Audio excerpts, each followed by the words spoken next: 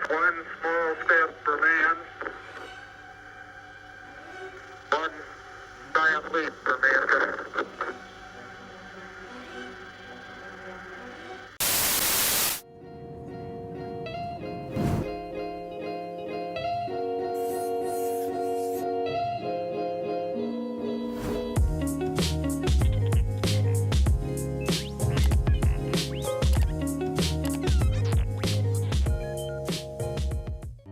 Hey everyone, and welcome back to my YouTube channel. I hope you're all healthy and I'm happy to see you back in another episode on my YouTube channel. In this video we are going to unbox and review the Omega Speedmaster Professional.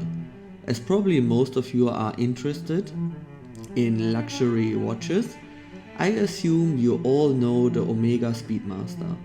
For people who are new in the world of horology, this is a great entry piece to start with and is the top pick by most of the new watch collectors, I would say. Besides Omega, I guess there's only Tudor that can come close to that. Also, there is a great accessibility to Omega watches, as you can usually find them at the dealers or you only need to wait a few weeks. That definitely beats the Tudor boutiques that since the launch of the new Black Bay 58 Blue never had one in stock, or at least had one for demo purposes in display over here in Dubai. Somehow I'm lusting more and more for this fine timepiece, and the only thing that holds me back is its size that can be a little bit too big for my wrist. So luckily my friend Enis bought one and lent me his watch for an unboxing and review. So enough for the introduction, let's start with the unboxing, guys. The watch I'm going to unbox now is the Omega Speedmaster Professional reference 311-304-23001005, so the version with the Hasselite crystal. As you know, there are two versions available. One with a sapphire crystal on the front and back, and that's why it's also called Sapphire Sandwich, and the Hasselite version with the closed case back. Besides a $1,000 lower price tag, this Hasselite version is more appealing to me as it has the real DNA of the official Moonwatch that used a Hasselite crystal as well. So the big box comes in a cardboard sleeve with another cardboard box inside. Inside the cardboard box we then find finally the fabric watch box that includes the watch.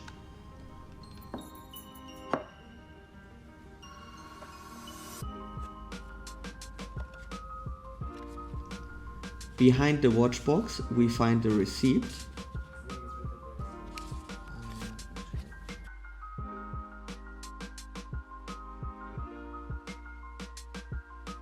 So my friend paid less than what you can see on the receipt, as he got some vouchers to the watch in addition, which are equal to a discount of 25%. So that makes the price for the watch of $3,460 in 2017. Then we find a general manual for the watch, which is a generic Omega manual. It recommends to do a service every 4 to 5 years and tells us that the chronograph function shouldn't be used underwater.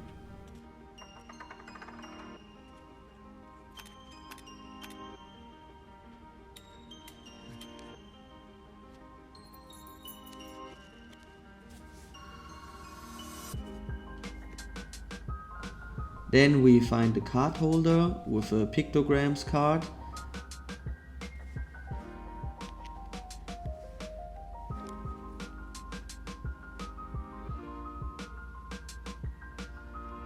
So the watch is 50 meters water resistant, comes with 2 years of warranty, what changed recently to 5 years, is only manual winding and has a tachymeter and chronograph function.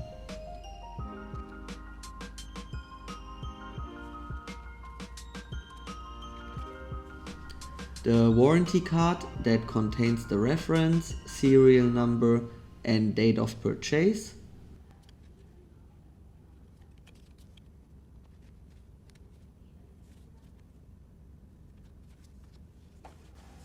before I forget, a quick wristwatch check. I am wearing my Rolex Explorer today.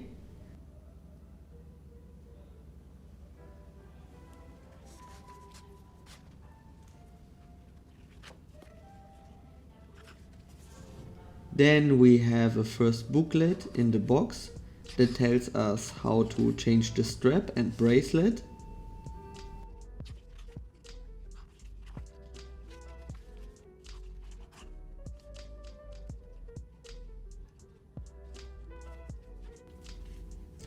And a very interesting booklet that tells us the story of the Moonwatch. The most important event for the watch was in 1969 with the moon landing of Apollo 11. The astronauts were using Omega Speedmasters. The origin of the watch goes back to 1957 when it was invented. In 1962, the first Speedmaster was used in space by the astronaut Wally Schirra. In 1965, the watch got certified by NASA as its official chronograph for all manned space missions. So as you can see guys, a really nice booklet, and I don't want to spoil everything for the guys who are going to buy one of these watches. I can assure you, you will really enjoy this booklet.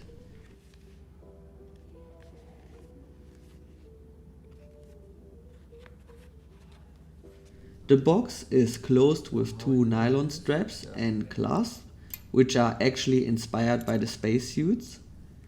And the whole box feels really good. Something completely different to the watch boxes you usually get.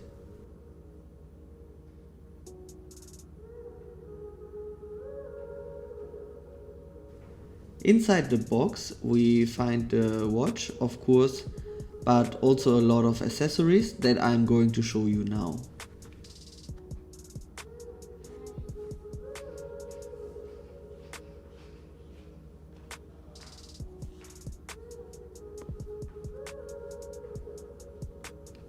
We have a magnifying glass for a better inspection of your watch, and a nice touch that they added the tachymeter of the Speedmaster bezel on top of the magnifying lens.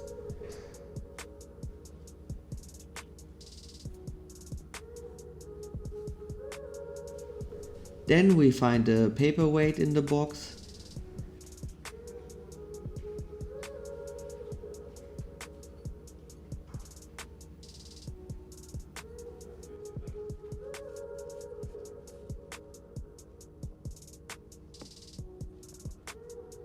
And a compartment at the top that contains two additional straps. Actually those are two NATO straps.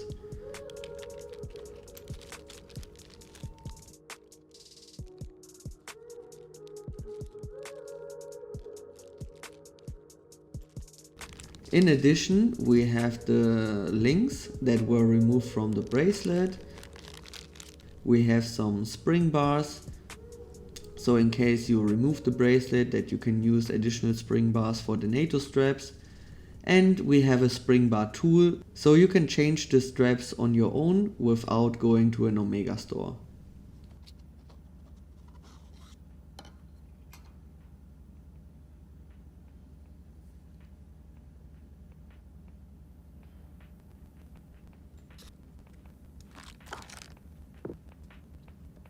And the watch, guys. Let's take a moment to enjoy this beauty.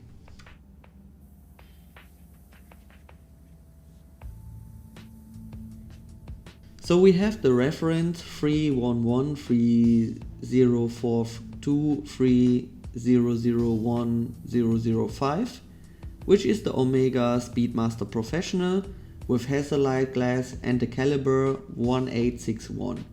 It is a manual winding movement with 48 hours and a chronograph function.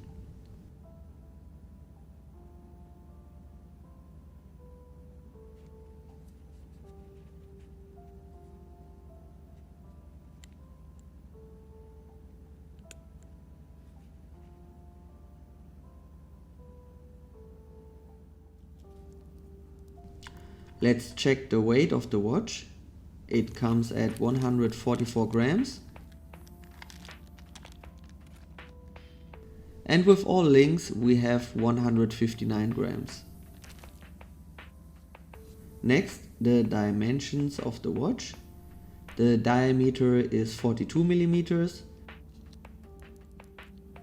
The lug-to-lug distance is 48 millimeters.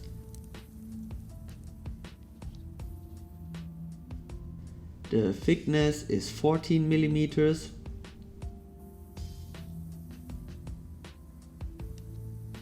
The bracelet starts at 20 millimeters and tapers down to 18 millimeters. The clasp has a width of 20 millimeters. So a watch that requires a slightly bigger wrist than the average due to its 42 millimeters in diameter and the thickness of 14 millimeters, even though the lug-to-lug distance is not that bad. Many people say it was small due to the, as I said, let's say medium lug-to-lug distance, and I can agree, but for a thick watch I usually say a bigger wrist fits better.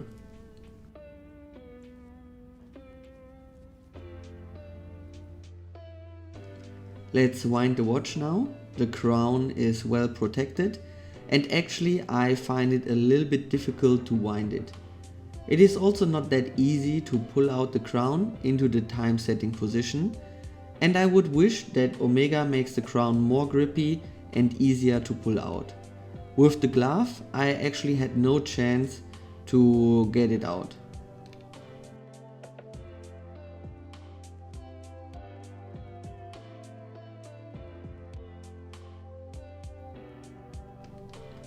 As you can see, the movement is not hackable. That means as soon as you pull out the crown, the second hand will not stop.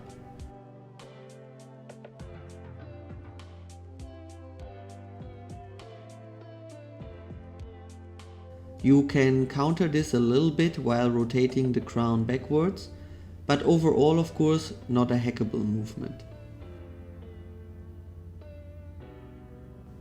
On the dial we find the 3 subdials. 3 o'clock is the minute counter, 6 o'clock is the hour counter, and 9 o'clock is the seconds counter for the watch. The big seconds hand works for the chronograph. With the 2 pushers on the side, you can start, stop and reset the chronograph. A chronograph is still a usable feature for a watch. In many situations it is not convenient to use a mobile phone and you will prefer a chronograph on your wrist. Also, I think chronographs usually look pretty good and normally come with a bigger power reserve. The Omega looks good but lacks the power reserve. Outside the dial on the bezel we have a tachymeter with which you can calculate average speed or a distance or the output or the consumption of something. I won't go too much into detail now with the tachymeter, but basically you always require things that are linked to a consistent speed so you can measure how much is produced or consumed per hour. As said, inside the watch we find the 1861 Omega movement, which requires hand winding, so we have no rotor, it's not an automatic movement. And what I can also tell you, it's definitely one of the most iconic Omega movements, as it is in production since 1996. The movement beats at 21,600 beats per hour, has a power reserve of 48 hours and is equipped with 18 jewels. It is not master chronometer certified, which we may get with the update of the Speedmaster hopefully. As this movement is made for a closed case back, it also lacks a little bit of decoration. If you want to upgrade, you have to buy the Sapphire Sandwich that comes with an open case back and a more decorated movement. On the folding clasp we have only 2 micro adjustment positions and the clasp has no easy extension or anything else for a better adjustment. The links are also quite large, So this could definitely be improved with the next version. The clasp has a sturdy feeling and closes with a clear click sound. So overall a good clasp, but of course not on the level of my Rolex Explorer clasp, for example.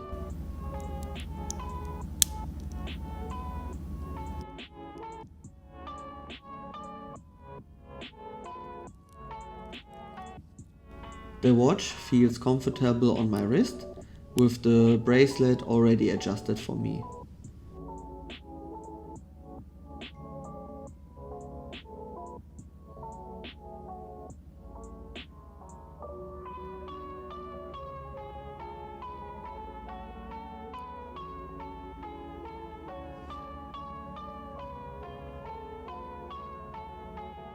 Let's check the Lume now. I will fast forward it so you can see how the Lume lasts.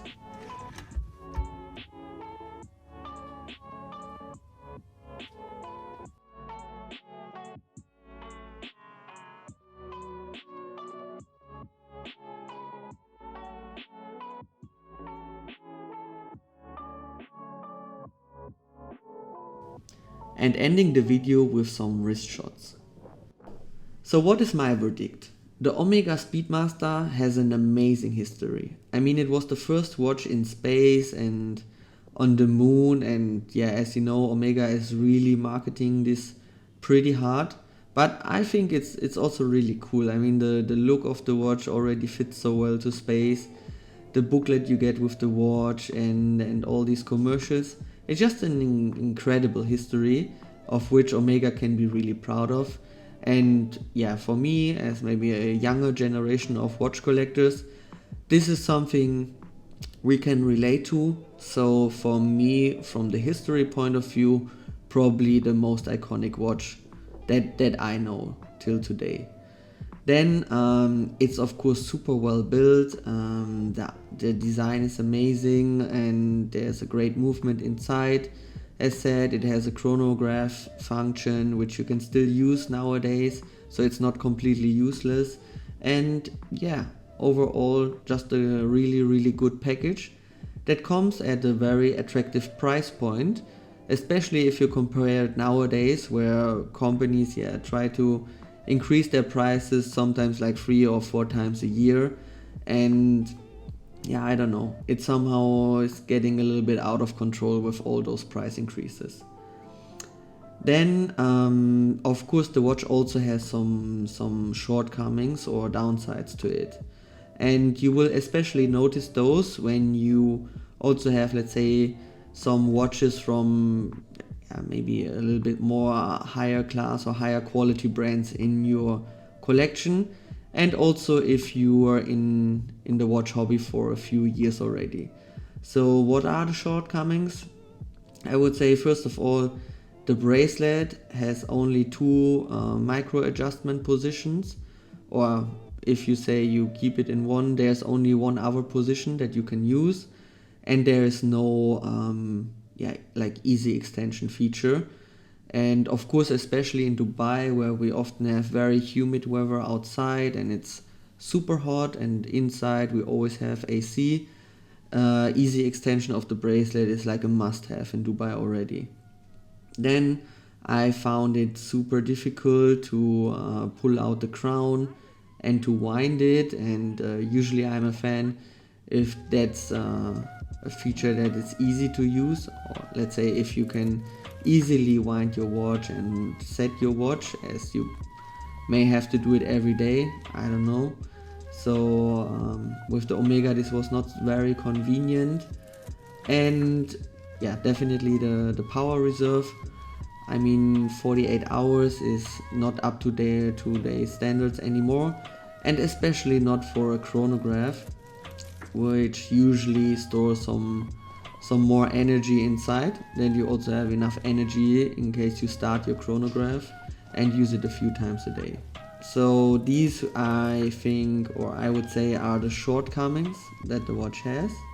But overall, of course, it's a great package at a great price point, and it's a really charming watch, which I think also is probably better than than the Sapphire Sandwich. As I said in the beginning, this Hazellite crystal has the DNA of the original Moonwatch in it, so I would go for this version, even though it's a little bit thicker and you cannot see the movement. So I would say if you like the watch and you are fine with the dimensions, I would definitely grab one right now. Even though they maybe improve some of the points I mentioned for the update, which will maybe be out soon. But I guess also that update will be much closer to the price point of $10,000. And currently, as we have such an attractive pricing, I would rather save the buck, maybe miss the chronometer certification or whatever they will bring with the new update, but grab this iconic timepiece at a bargain.